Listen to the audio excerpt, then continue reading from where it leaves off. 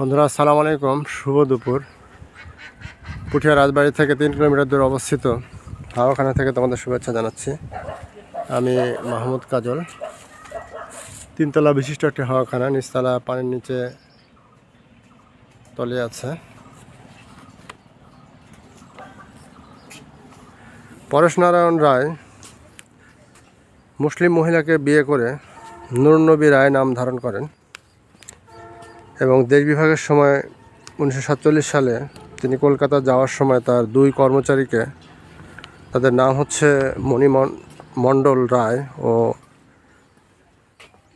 দেলজান মণ্ডলকে পণ দিয়ে যান।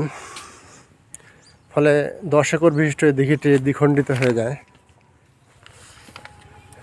পুঠিয়ার রাজা রানী তারা রথে চড়ে বা হাতে চড়ে এখানে মনোরঞ্জন করতে আসতেন।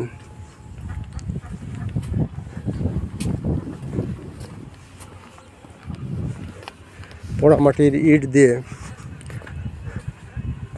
এই হাওয়াখানিটি নির্মিত হয়েছিল আজ থেকে 250 বছর আগে,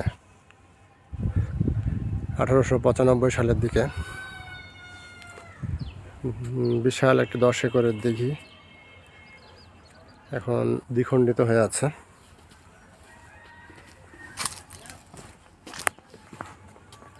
Okay friends, thanks for watching my page and YouTube channel.